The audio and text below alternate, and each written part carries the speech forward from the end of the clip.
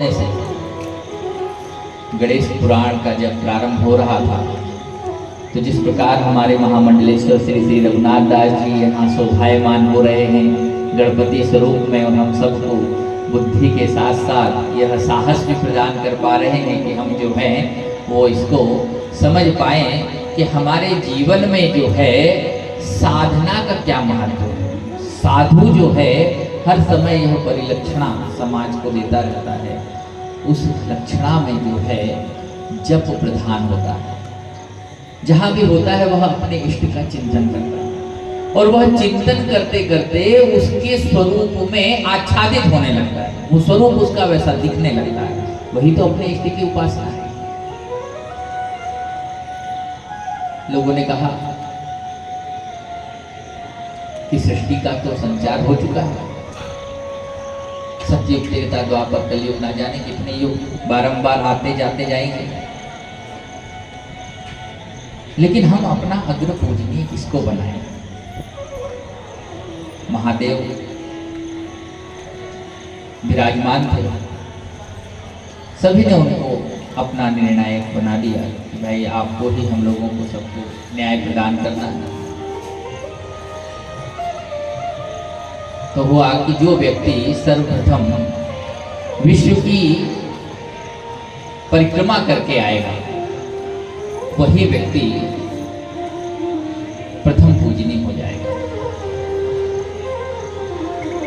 जैसे ही बात सुनी, बात पूरी भी ना हुई थी कि इंद्र अपना ऐरावत लेकर दौड़ पड़े, कार्तिकेय अपना मयूर लेकर दौड़ पड़े। सभी देवता अपने वाहनों के साथ विश्व के परिभ्रमण के लिए निकल पड़े। दौड़ है इस संसार में, और दौड़ जब प्रारंभ हो जाती है जब हमारे जीवन में ना अल्प विराम होता है, ना पूर्ण विराम होता है, ना पैराग्राफ होता है। कभी शब्दों की दौड़ भी इतनी कठिन हो जाती है कि लोग उसे भी हृदयंगम नहीं कर पाते, अपने कर्ण की आवाज अपनी बुद्धि तक नहीं पहुंच पाती, और हम अपना निर्णय अपनी वाक्पटुता के कारण समाज में सामने ला देते हैं। महिलाएं तो इसमें प्रथम है। कई समग्र सारे लोग इस सृष्टि की परिक्रमा कर रहे थे तो गणेश ने पाया कि भगवान श्री राम जो हैं वह मेरे पिता श्री शिव के इष्ट हैं। तो हमारे इष्ट के इष्ट जो हैं वह हमारे परम इष्ट हो जाते हैं, तो हम क्यों ना भगवान राम की ही परिक्रमा कर लें, क्योंकि यह सारा का सारा संसार राममय है। और तुलसीदास जी ने तो साफ साफ लिख दिया, श्री राममय सब जग जानी। तो अपने हाथों से उन्होंने जो पहली बार राम लिखा ना, और राम लिखकर उसका जो परिक्रमा की, उस परिक्रमा से सारे के सारे देव तो पृथ्वी की चक्कर कर रहे थे, विश्व की परिभ्रमण कर रहे थे, दौड़ रहे थे, लेकिन सबने क्या देखा कि उनके आगे गणेश दौड़ रहे हैं, उनके आगे गणेश दौड़ रहे हैं। इंद्र ने देखा उनके आगे गणेश दौड़ रहे हैं, और जब सब लोग आके बैठे तो किसी के मन में ये प्रश्न ही नहीं रह गया कि कौन जीता। अभी तो हमारे यहाँ कोई दौड़ या कोई प्रतियोगिता हो जाए, कोई खेल हो जाए, तो बाद में रिजल्ट घोषित होता है, उसमें पहले नंबर लिखते हैं, 2 महीने लग जाता है रिजल्ट घोषित करने में। लेकिन ये विश्व की पहली प्रतियोगिता ऐसी थी कि जिसमें किसी प्रत्युत्तर की आवश्यकता नहीं थी, किसी रिजल्ट की आवश्यकता कि हमारे सामने जो शब्दावली प्रस्तुत हुई है उस शब्दावली का वास्तविक क्या हमें प्रति उत्तर देना है। उत्तर और प्रति उत्तर 2 बातें, देश और उपदेश। देश को बनाने के लिए उपदेश आवश्यक है, उत्तर को जानने के लिए प्रति उत्तर आवश्यक है।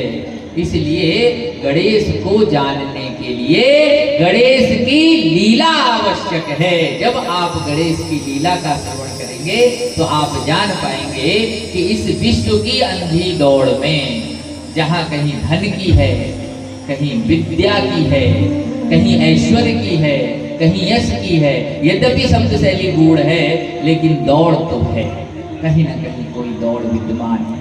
जन्म से लेकर जन्म के अंतिम श्वास तक की यह जो दौड़ है कई जन्मों में परिणत हो जाती है और रुकती नहीं है।